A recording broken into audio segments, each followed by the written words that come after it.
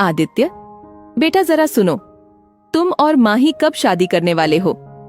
Mama, माही से तो मेरा कब का ब्रेकअप हो गया और अगले हफ्ते उसकी शादी है, आदित्य ने बेपरवाह स्वर में कहा और वहां से चला गया। मैं हैरत में पड़ गई। आजकल के बच्चे कितने बेफिक्र हो गए हैं।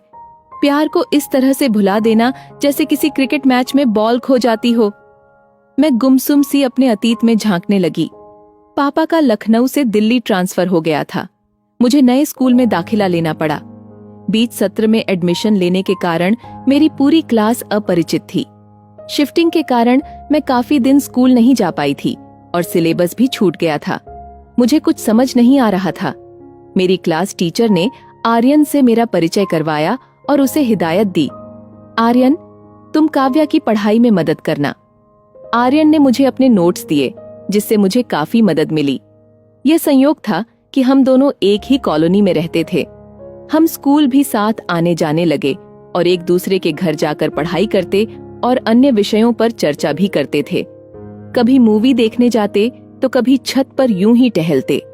धीरे धीरे हमारे मम्मी पापा भी जान गए कि हम अच्छे दोस्त हैं। हम दोनों ने स्कूल में टॉप किया। फिर हम कॉलेज में चले गए।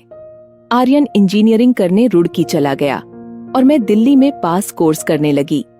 कॉलेज पूरा होते होते पापा ने मेरी शादी के लिए लड़का ढूंढना शुरू कर दिया। छुट्टियों में आर्यन के घर आने पर मैंने उसे अपनी शादी की चर्चा के बारे में बताया। वह एकाएक गंभीर हो गया और मेरा हाथ पकड़कर बोला, काव्या, मैं तुमसे बेहद प्यार करता हूँ। जब से पहली बार तुम्हें देखा था तभी से मैंने तुम्हारे ख्वाब देखे हैं। प्लीज मेरी नौकरी लगने तक इंतजार कर लो। मेरे अलावा किसी से शादी की सोचना मत। मुझे भी आर्यन पसंद था। मैंने उसे हाँ कह दी। 2 महीने बाद पापा ने अभिनव को पसंद कर लिया। उनके मान सम्मान के आगे मैं अपनी पसंद नहीं बता पाई। एक बार माँ से जिक्र किया था, माँ, मैं आर्यन को पसंद करती हूँ और उससे ही शादी करना चाहती हूँ। बात पूरी होने से पहले ही माँ ने एक थप्पड़ मार दिया। बड़ों के सामने मुंह खोलते हुए शर्म नहीं आती? चुपचाप पापा के बताए रिश्ते के बंधन में बंध जाओ, वरना अच्छा नहीं होगा। माँ की धमकी के आगे मैं मजबूर थी। चुपचाप शादी करने के लिए तैयार हो गई।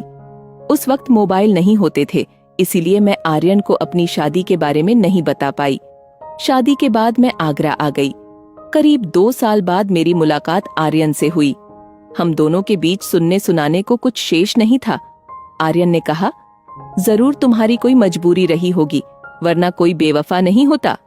तुम्हारी शादी हो गई तो इसका मतलब यह नहीं है कि मैं तुमसे मोहब्बत करना छोड़ दूं। तुम अपनी शादी निभाओ और मुझे अपने इश्क से वफा करने दो। हम दोनों की आंखें नम हो गईं।